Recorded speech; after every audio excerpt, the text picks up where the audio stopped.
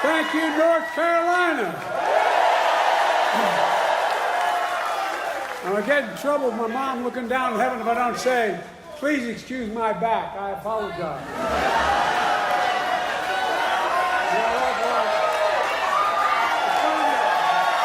It's good knowing you have my back.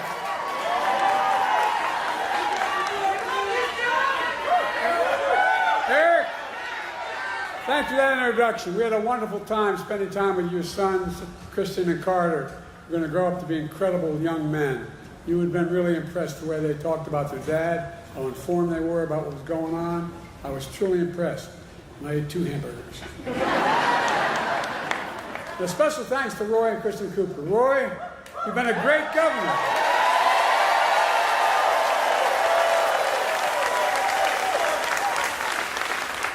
Which makes it all the more important that North Carolina elected a great governor to replace you, Josh Stein.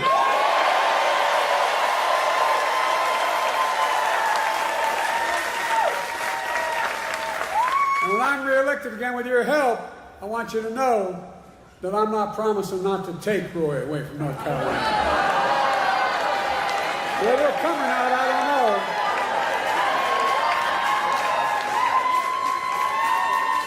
And thanks to all the state and local leaders here today, the great musicians and entertainers who performed earlier. Folks, let me tell you why I'm here in North Carolina. I'm here for what?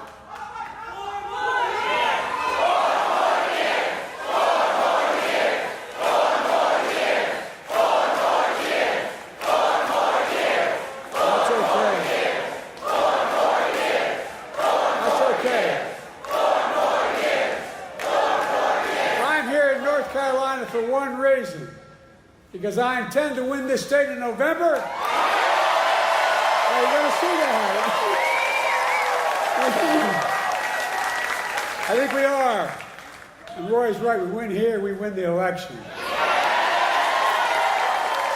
And here's how we're going to do it. We're going to stand up for the women of America. We're going to restore Roe v. Wade as the law of the land. We're going to stand up for the right to vote. We're going to stand up for Medicare and Social Security. We're going to fight for child care, paid leave, and elder care. We're going to keep lowering the cost of prescription drugs, not just for seniors, but for every single American.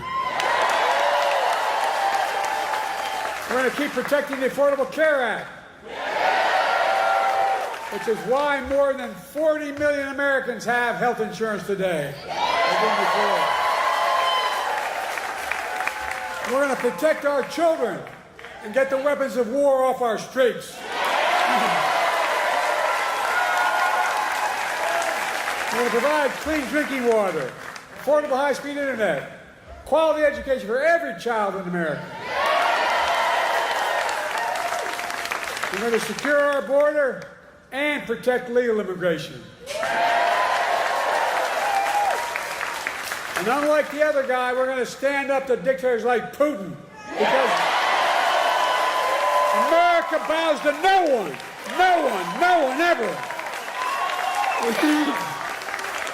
Folks, and we're going to keep dealing with the climate crisis.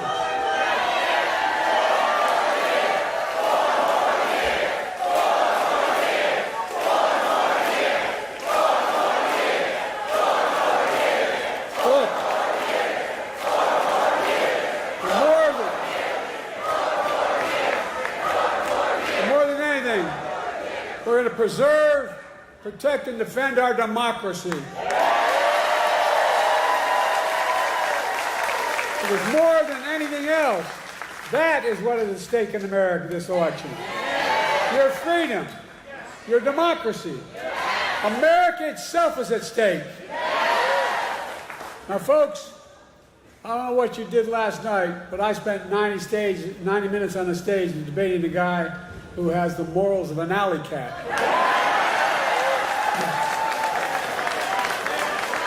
Did you see Trump last night? My guess he set, I mean it sincerely, a new record for the most lies told in a single debate. He lied about the great economy he created.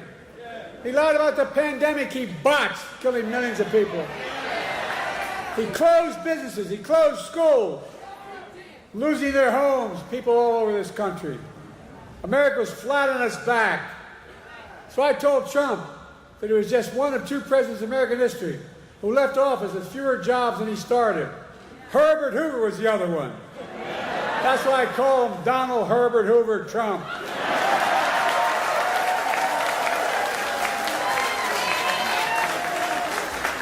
And then he lied about how great he was for veterans. But then I told him how he had called a veteran who had given their lives in the country in World War I and refused to go to the grave sites. He called them suckers and losers. He tried to deny it. But let me ask you, are you going to believe a 4-star Marine general, his own former Chief of Staff, John Kelly, who said he said that? Or the disgraced, defeated, and lying Donald Trump? My son was one of those people, not in World War I, but in the Vietnam. Folks, look, how about the fact that 44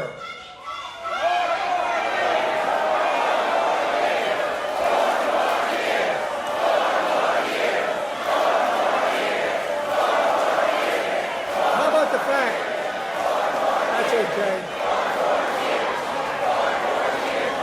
How about the fact that 40 out of his 44 top advisors, including the vice president, aren't supporting him this time around? The people who know him best, 40 of them said, I will not support the man I work for this time around. It tells you a lot about the person who knows him. Look, he lied about how great he was on crime. I had to remind him that he oversaw a record increase in murder rates in 2020. On my watch, violent crime has hit a 50-year low. There's more to do with this 50-year low. And then I pointed out that the only convicted criminal on the stage last night was Donald Trump.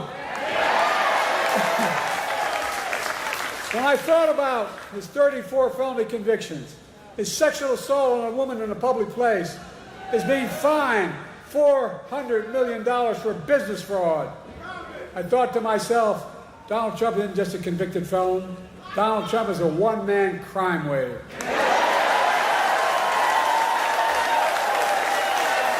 He's got more trials.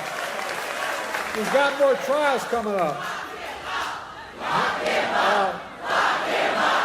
Lock him up. Time for that. Lock him up. Look, the thing that bothers me maybe most about him, he has no respect for women or the law. He doesn't. And then, his biggest lie, he lied about how he had nothing to do with the insurrection of January 6th. We all saw with our own eyes. We watched it on television. We saw thousands in his direction attack the Capitol. We saw police being attacked, the Capitol being ransacked, the mob hunting for Speaker Pelosi, gallows literally set up for Mike Pence. And then he told them as he sat in the dining room, the private dining room, one door off my Oval Office. He sat there for 3 hours watching the TV. He did not a single thing to stop it. Nothing. Nothing at all. And now he wants to pardon all those convicted and criminals. But folks, for all his lies, we learned some important truths about Donald Trump last night. We learned he's still proud of being the person who killed Roe v. Wade. We learned he's still proud about the pain and cruelties inflicted on America's women. We learned he still believes that politicians, not doctors and women, should make decisions about the woman's health. We learned that if he's elected again and the MAGA Republicans pass a national ban on abortion, he will sign it. Donald Trump says he thinks overturning Roe v. Wade was a beautiful thing. I think it was a nightmare. No, I really mean it, a nightmare. And I made it clear again last night that if you elect me and Kamala, you give us a Democratic Congress, we will make Roe v. Wade the law of the land again.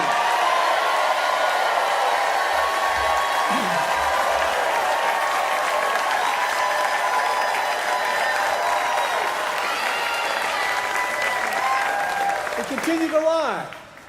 He said, I quadruple taxes. Where the hell has he been? Which is a simple lie. I didn't raise a tax on anyone in America if they made less than $400,000 a year. And I won't in my second term either. We learned that Trump, who had the largest deficit of any president in 4 years because of a $2 trillion tax cut to the super wealthy, we learned that Trump wants to give another giant tax cut for the very wealthy and the biggest corporations. This time, $5 trillion, not a joke, $5 trillion. To pay for it, he's going to cut Medicare and Social Security. He'll cut health care. He'll do it all with millions of working and middle-class Americans all pay for another tax cut for the very wealthy. Then, to add insult to injury, he wants to raise taxes on the average family $2,500 a year. What amounts to a new 10% sales tax on all products imported in America. That's his new plan for food, coffee, candy bars, and so much more. It's going to raise the tax on the average family $2,500 a year. The most dangerous thing, though, we learned that Donald Trump will not respect this year's election outcome. He's still not respecting the last time out. Well, think about it. Every court in Iran ruled that it was a fair election. He's still denying it, still telling lies. 3 times Trump was asked last night by the moderators, would he respect the election results if he lost this time? 3 times he refused to answer. 3 times. Folks, Donald Trump refused to accept the results of 2020. We all saw what happened on January the 6th. It's a direct consequence of that. It was an international embarrassment. By the way, as I go to these international meetings, I know every major world leader, and I literally, because I've been around, as you might have noticed. But they asked me, did he really mean this? Was this real? It caused a constitutional crisis and international embarrassment. Now, Trump is making it clear that if he doesn't win this time, there will be, in his words, bloodshed. No president has ever said anything like that. No president. His words, not mine. We're going to let Donald Trump attack our democracy again? I don't think so. Folks,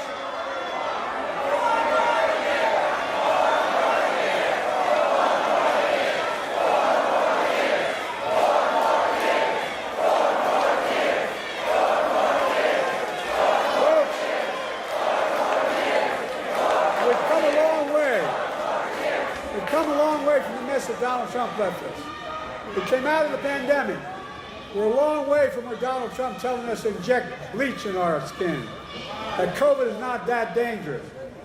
Today we have the strongest economy in the world without exception. 15 million new jobs. 800,000 manufacturing jobs. Unemployment under 4% for a record 2 years in a row. Historic Black and Hispanic unemployment down. Historic creation of small businesses in Black and all communities across the nation, particularly in rural areas. Historic economic growth. Inflation has dropped from 9% to 3% and is still going down. I know we have more to do to get prices down. We have to take on corporate greed. They're making twice the profit they were before the pandemic. We got to make housing more affordable, provide child care, make the tax code fair. 16 Nobel winners of the Nobel Prize have looked at my economic plan this week. They've issued a report and a Trump's plan. Here's what they concluded. They said that my plan would continue to grow the economy and bring down inflation. 16 Nobel laureates. And that Trump's plan would send the nation into recession and inflation soaring through the roof. Don't take my word for it. Folks, let me close with this. I know I'm not a young man. State the obvious. Well, I know.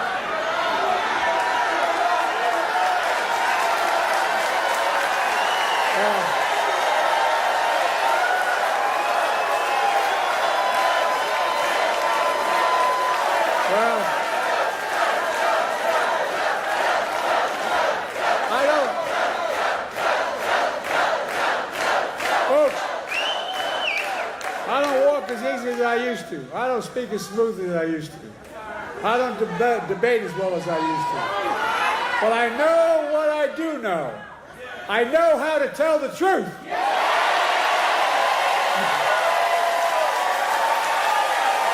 I know right from wrong. And I know how to do this job. I know how to get things done. And I know, like millions of Americans know, when you get knocked down, you get back up.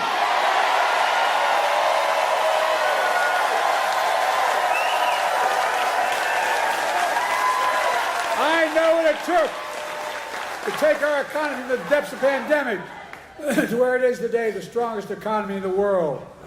I know what it'll take to bring this economy to everybody. I know what it'll take to rally the world to stand up against Putin and defend freedom, not yield to him. And I know what it'll take to keep the world safe and free for the years ahead. Folks, I give you my word as a Biden, I would not be running again if I didn't believe with all my heart and soul I can do this job. Because quite frankly, the stakes are too high. The stakes are too high.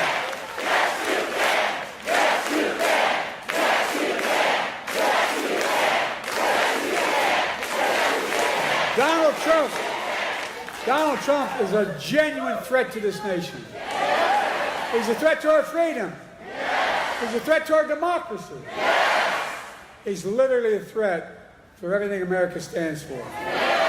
Look, he doesn't understand what I think all of you do. America is the finest, the most unique nation in the world.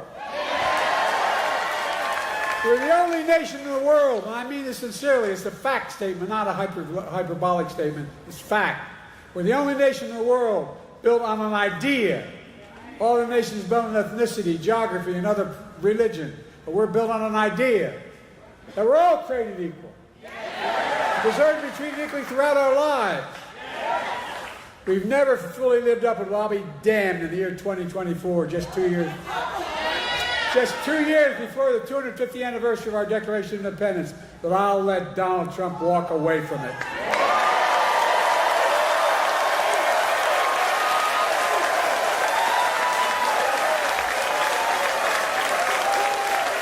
I give you my word. I give you my word as a Biden. We're still a nation. I believe we're still a nation that believes in honesty and decency and treating people with respect. I still believe we're a nation that gives everyone a fair shot and leaves nobody behind. We're still a nation that gives hate no safe harbor. And we're still the beacon to the world. We can never give up what makes America, America. Donald Trump is motivated by revenge and retribution. Well, revenge and retribution never built a damn thing.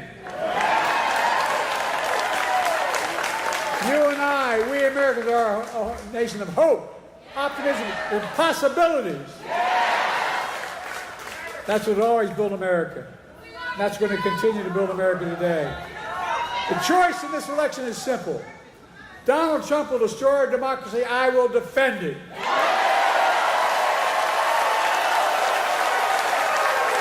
So, folks, are you with me? Donald Trump's the first president I've heard of that stood up there running for president, having been one term, saying, America's a failing nation. Where the hell does he think he is? I'm serious. Failing, I don't know, a president wouldn't trade places with America in a heartbeat. He's dead wrong. America's not a losing nation. America's winning. As I stand here today, I can honestly say I've never been more optimistic about America's future in my whole career. We just have to remember who we are. We're the United States of America. And there is nothing beyond our capacity, nothing when we act together. We've got it. So may God bless you all. And may God protect our troops. Let's go get them, North Carolina.